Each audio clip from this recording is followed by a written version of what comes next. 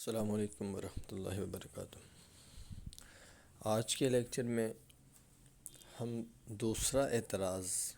جو قانون ناموس رسالت 295C کے اوپر ہوتا ہے اس کو دیکھیں گے،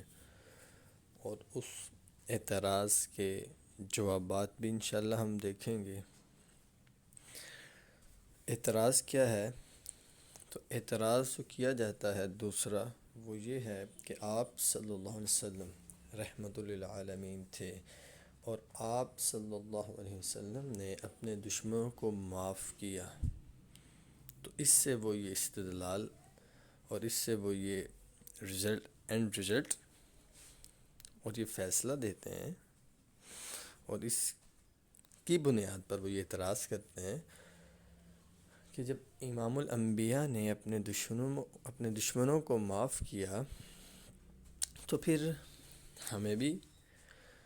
اور مسلمانوں کو بھی آپ صلی اللہ علیہ وسلم کے گستاخ کو معاف کر دینا چاہیے۔ اچھا، یہاں پہ دو باتیں ہیں۔ پہلی بات دیکھیں کہ جب آپ صلی اللہ علیہ وسلم رحمت للعالمین ہیں تو آپ نے صرف اپنے دشمنوں کو صرف گستاخوں کو معاف نہیں کیا، آپ نے گستاخوں کے علاوہ اور بھی بہت سے لوگوں کو معاف کیا ہے۔ تو اگر یہ اعتراض کرنے والوں سے پوچھ لیا جائے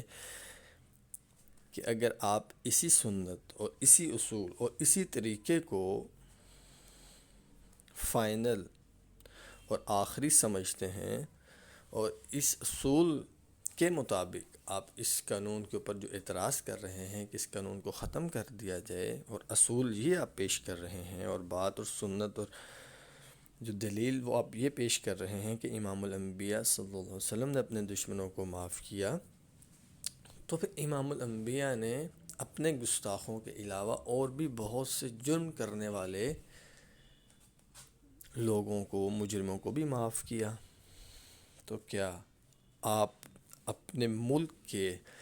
باغی یا دشمن کو معاف کریں گے؟ یا آج تک کوئی ایسی مثال کہ آپ نے اپنے ملک کے دشمن یا اپنے ملک کے باغی کو معاف کیا ہو؟ تو اس کا ان کے پاس کوئی جواب نہیں ہوگا، کیونکہ انہوں نے کبھی اپنے ملک کے دشمن یا باغی کو معاف کیا ہی نہیں۔ کہ ہر ملک کا ایک قانون ہے کہ اس ملک کا جو دشمن ہے اس کے لیے اس ملک میں کوئی جگہ نہیں، اور اس کے لیے کوئی نرمی کی گنجائش نہیں۔ اس ملک کا جو باغی ہے، جو بغاوت کرتا ہے، اس کے لیے اس ملک میں کوئی جگہ نہیں، اور اس ملک کے قانون میں اس کے لیے کوئی نرمی کی گنجائش نہیں۔ تو پھر خاص آپ صلی اللہ علیہ وسلم کی رحمت کو خاص کیوں کیا جا رہا ہے اس بات کے ساتھ کہ امام الانبیاء رحمت للعالمین تھے، اور آپ نے اپنے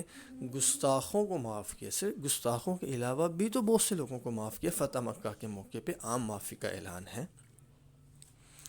جب عام معافی کا اعلان ہے تو وہاں پہ آپ دیکھ لیں کہ کتنے بڑے بڑے مجرم تھے جن کو معاف کیا۔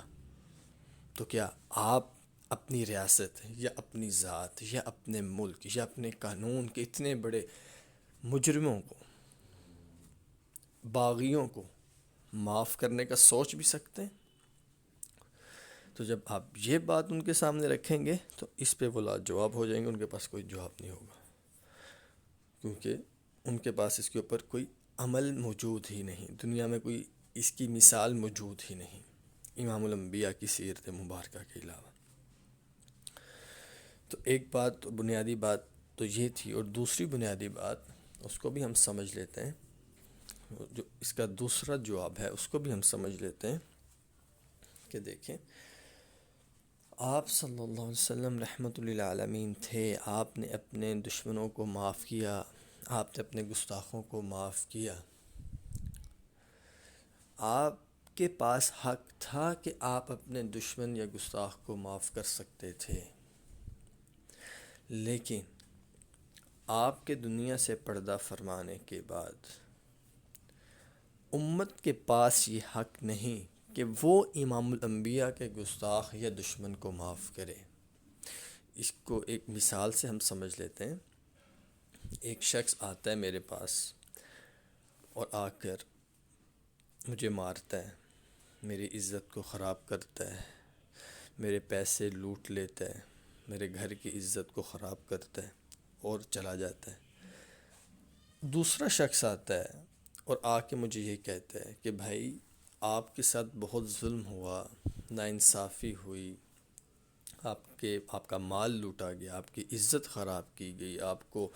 نقصان پہنچایا گیا، آپ پہ تشدد کیا گیا، آپ کو مارا پیٹا گیا، یہ سب کچھ جو آپ کے ساتھ ہوا تو بہت برا ہے، لیکن جس نے یہ آپ کے ساتھ کیا میں اس کو معاف کرتا ہوں۔ تو کیا میرے گستاخ کو، میرے دشمن کو، میرے عزت کے لٹیرے کو،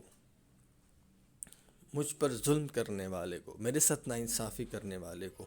کوئی دوسرا شخص آ کے معاف کر سکتا ہے؟ تو یہ اس کے پاس حق نہیں کہ گستاخی میری ہوئی تو شریعت نے یہ مجھے حق دیا ہے، اور عقل بھی یہی کہتی ہے بھئی جس کی گستاخی ہوئی ہے، جس کی توہین ہوئی ہے، جس کے ساتھ ظلم ہوا ہے، جس کا مال لوٹا گیا، جو مظلوم ہے، اس کے پاس حق ہے کہ وہ اپنے دشمن کو معاف کر دے، یہ بھی حق ہے، اور وہ اپنے دشمن سے بدلہ لے لے، یہ بھی حق ہے۔ لیکن کوئی دوسرا شخص وہ آئے اور آ کر یہ کہے کہ مجھے افسوس تو ہے کہ آپ کے ساتھ ظلم زیادتی ہوئی، لیکن آپ کے دشمن کو معاف میں کرتا ہوں، تو عقل بھی اس بات کو تسلیم نہیں کرتی، اور شریعت بھی اس بات کو تسلیم نہیں کرتی، اور دنیا کا کوئی قانون اس بات کو تسلیم نہیں کرتا کہ بھئی گستاخی جس کی ہوئی ہے اور مظلوم ایک شخص ہے، اور دوسرا شخص اٹھ کر آئے اور آ کے وہ اپنے بہاف پہ ظالم کو معاف کر دے۔ تو اختیار شریعت نے بھی اور عقل نے بھی اور دنیا کے تمام قوانین نے اس مظلوم کو دیا ہے جس کے ساتھ ظلم ہوا ہے، جس کے ساتھ ناانصافی ہوئی ہے، جس کی توہین ہوئی ہے، جس کے حقوق کو پامال کیا گیا، جس کے حقوق کو لوٹا گیا۔ یہ حق صرف اس کے پاس ہے کہ وہ اپنے دشمن کو معاف کرے یا اپنے دشمن سے بدلہ لے۔ تو ایسے ہی امام الانبیاء صلی اللہ علیہ وسلم جب دنیا میں موجود تھے، تو جب آپ کی گستاخی یا آپ کی توہین ہوئی تو آپ کے پاس حق تھا، آپ کے پاس اختیار تھا، آپ کے پاس آپشن تھی کہ گستاخی جب آپ کی ہوئی تو آپ کے پاس یہ اختیار اور حق تھا کہ آپ اپنے دشمن کو معاف بھی کر سکتے تھے، اور آپ اپنے دشمن سے اور اپنے گستاخ سے بدلہ بھی لے سکتے تھے۔ تو امام الانبیاء کی سیرت مبارکہ سے ہمیں واقعات ملتے ہیں کہ امام الانبیاء نے بہت سے موقعوں پہ اپنے گستاخ اور دشمن کو معاف بھی کیا ہے، اور امام الانبیاء نے بہت سے ایسے واقعات، اور زیادہ تر ایسے واقعات ملتے ہیں جب امام الانبیاء نے اپنی ذات کے گستاخ کو اور اپنی ذات کے دشمن کو اور اپنی ذات کی توہین کرنے والے کو، اور امام الانبیاء کی حرمت پہ انگلی اٹھانے والے کو اور زبان چلانے والے کو امام الانبیاء نے معاف نہیں کیا، بلکہ اس کو امام الانبیاء کے حکم پر صحابہ نے قتل کیا اور جہنم واصل کیا۔ یہ کثرت سے واقعات ملتے ہیں امام الانبیاء کی سیرت مبارکہ سے۔ تو اصل میں جو یہ اعتراض کر رہا ہے، اس سے ہمیں یہ بات بھی سمجھ آتی ہے کہ اعتراض کرنے والے نے سیرت کا مطالعہ نہیں کیا، یا اگر مطالعہ کیا ہے تو چند واقعات یا ایک پہلو کو دیکھا ہے۔ امام الانبیاء کی سیرت مبارکہ کا مکمل طور پہ اس نے مطالعہ نہیں کیا۔ امام الانبیاء کی سیرت مبارکہ کے تمام پہلو اس کے سامنے نہیں ہیں، جس کی وجہ سے وہ لا علم ہے، اور لا علمی کی بنیاد پر یہ اعتراض اور سوال کر رہا ہے۔ تو یہ بنیادی چیز تھی جو آج کے اس اعتراض کے جواب میں ہم نے سمجھنی تھی، اور اس کے اوپر چند مزید وضاحت کے لیے چند مزید جوابات بھی جو دلائل کے ساتھ، ریفرنس کے ساتھ آپ کے سامنے کوٹ کیے جا رہے ہیں۔ امام ابن تیمیہ رحمہ اللہ ایک بڑا مقام ہے ان کا، اور حضرت فرماتے ہیں وہی بات جو آپ کے سامنے پیش کی گئی اور بتائی گئی کہ آپ صلی اللہ علیہ وسلم کو یہ حق حاصل تھا کہ اپنے گستاخ کو معاف کر سکتے تھے، لیکن امت کو یہ حق حاصل نہیں کہ گستاخ رسول کو معاف کرے۔ الصارم المسلول علی شاتم الرسول میں حضرت جی فرماتے ہیں اور لکھتے ہیں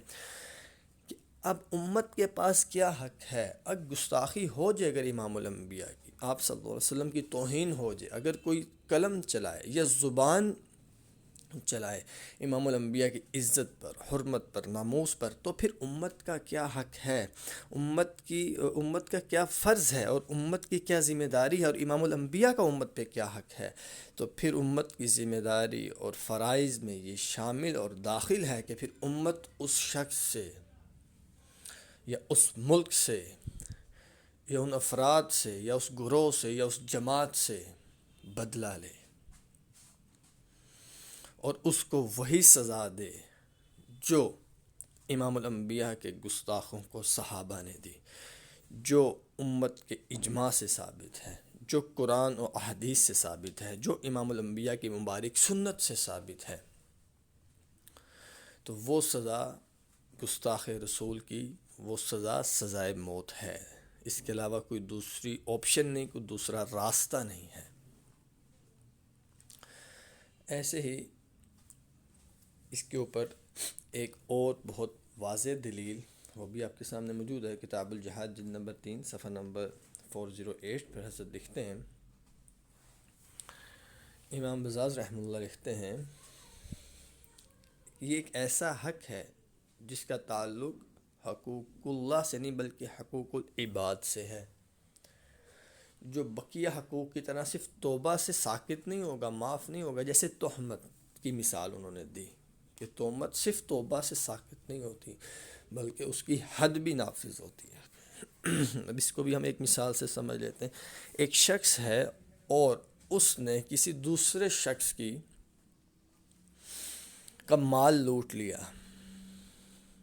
یا نقصان پہنچا دیا۔ اب جس کے ساتھ یہ ظلم ہوا، جو مظلوم ہے، جس کا مال لوٹا گیا وہ مظلوم ہوا، اور جس نے مال لوٹا وہ ظالم ہوا۔ اب ظالم کچھ عرصے کے بعد معافی مانگ لیتا ہے اور سچی توبہ کر لیتا ہے اور اللہ تعالیٰ سے گڑ گڑا کے روتا ہے اور معافی مانگتا ہے، تو اس کی معافی کا اعتبار تب ہوگا، اللہ تعالیٰ سے اس نے سچی توبہ کر لی، ٹھیک ہے، وہ معاملہ اس کا جو اللہ کے ساتھ تھا وہ تو کلیئر ہو گیا، لیکن جہاں پہ جو اس نے مال لوٹا تھا جس بندے کا، اس بندے کو مال واپس کرنا بھی ضروری ہے، کہ صرف آپ نے اللہ سے توبہ کر لی اور مظلوم کا جو حق آپ نے لوٹا تھا وہ اس کو واپس نہ کیا تو آپ کی توبہ کا اعتبار تو نہیں ہوگا۔ آپ کی توبہ کامل اور مکمل تب ہوگی شریعت کے اصول کے مطابق، اس دنیا میں آپ کی توبہ اور آپ کی معافی کا اعتبار اور کامل تب ہوگی جب آپ اللہ سے توبہ کرنے کے ساتھ ساتھ جس بندے کا آپ نے حق لوٹا تھا، جس بندے کا آپ نے مال لوٹا تھا، جس بندے کو آپ نے نقصان پہنچایا تھا، اس نقصان کی بھی تلافی کریں، اس مال کو بھی واپس کریں، پھر آپ کی توبہ کامل ہے، کیونکہ اس کا تعلق حقوق اللہ سے نہیں بلکہ حقوق العباد سے ہے، کہ جس کا حق لوٹا ہے توبہ کے ساتھ ساتھ اس بندے کا حق بھی واپس کرنا ہے۔ ایسے ہی یہ جو توہین کی جاتی ہے اس کا تعلق حقوق اللہ سے نہیں بلکہ حقوق العباد سے ہے۔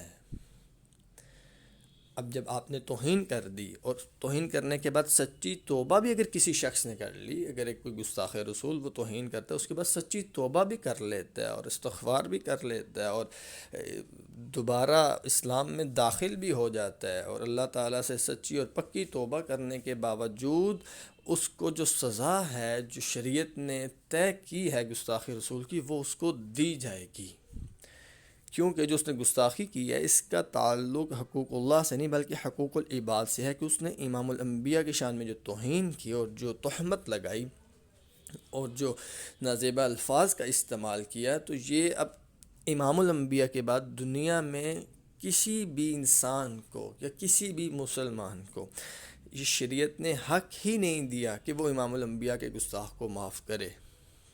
امام الانبیاء کے گستاخ کے لیے جو ایک حکم ہے جو شریعت نے دیا ہے وہ سزائے موت ہے، اور وہ اس کو دی جائے گی چاہے اس نے سچی توبہ کر لی ہے۔ وہ معاملہ اس کا اللہ کے ساتھ ہے اور آخرت میں اس کا اللہ کے ساتھ معاملہ ہو جائے گا، لیکن دنیا میں بہرحال اس کے اوپر حد نافذ ہوگی اور اس کو بطور حد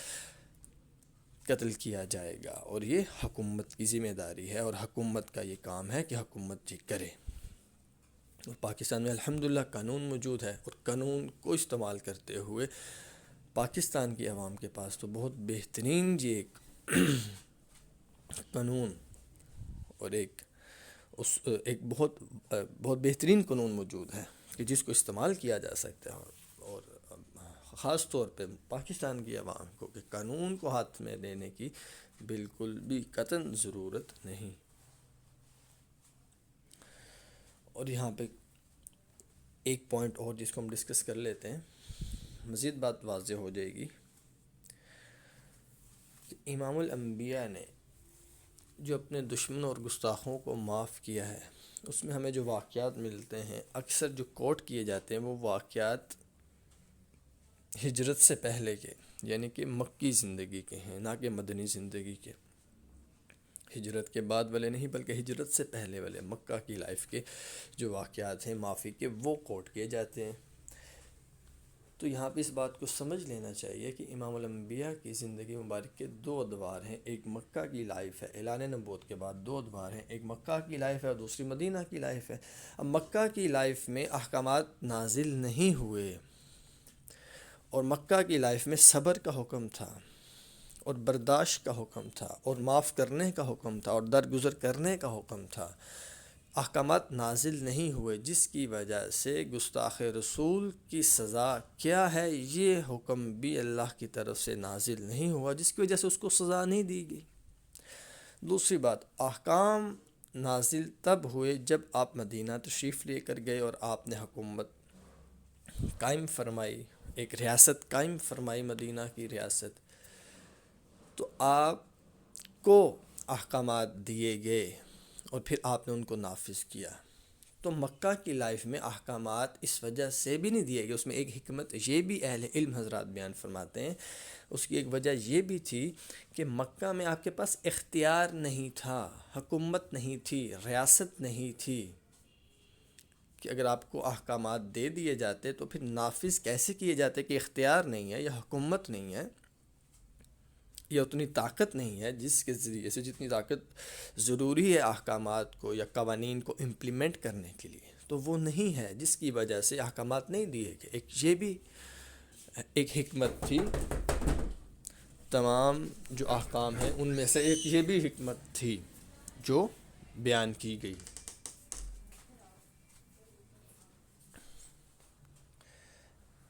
ایسے ہی مدنی دور میں جب احکامات کو نازل کیا گیا تب ریاست تھی، اور ریاست میں آپ کے پاس اختیار تھے، اور آپ کے پاس حکومت تھی، اور آپ کے پاس اتنی طاقت تھی کہ آپ ان احکامات کو نافذ کر سکتے تھے، امپلیمنٹ کر سکتے تھے۔ تو الحمدللہ آپ نے پھر اس کو امپلیمنٹ کیا اور نافذ کیا۔ تو یہ بھی بنیادی بہت بڑا ایک فرق ہے جس کو سمجھے بغیر ہم ڈیسیژن لیتے ہیں، اور سیرت مبارکہ کے ان دو پہلوؤں کو سمجھے بغیر کوئی فیصلہ کر دیتے ہیں اور کوئی سیرت مبارکہ کا واقعہ کوٹ کر دیتے ہیں۔ اور یہاں پہ آخری بات کہ صحابہ کی زندگی، صحابہ کی سیرت سے ہمیں جو روشنی اور جو رہنمائی اور جو راستہ ملتا ہے وہ کیا ہے؟ گستاخ رسول کے حوالے سے صحابہ کا عمل کیا تھا؟ تو صحابہ کا اگر ہم عمل دیکھیں تو صحابہ نے گستاخ رسول کو قتل کیا ہے، اور ہمیشہ قتل کیا ہے، اس کو معافی نہیں دی۔ تو صحابہ کا جو عمل ہے وہ واضح ہے گستاخ رسول کے حوالے سے، صحابہ کا عقیدہ بھی واضح ہے گستاخ رسول کے حوالے سے، صحابہ کی سیرت بھی واضح ہے گستاخ رسول کے حوالے سے کہ انہوں نے گستاخوں کو سزا دی، سزائے موت دی، اور کسی قسم کا کوئی نرمی والا معاملہ ان کے ساتھ نہیں کیا۔ اور جو آخری پوائنٹ ہے، کیا کسی کا حق کوئی دوسرا معاف کر سکتا ہے، اس کو پہلے ایکسپلین کر دیا گیا اور ڈیٹیل میں ایکسپلین کر دیا گیا۔ امید ہے یہ بات کلیئر ہوگی۔ اللہ تعالیٰ اس کہنے کو اور سننے کو قبول فرمائے۔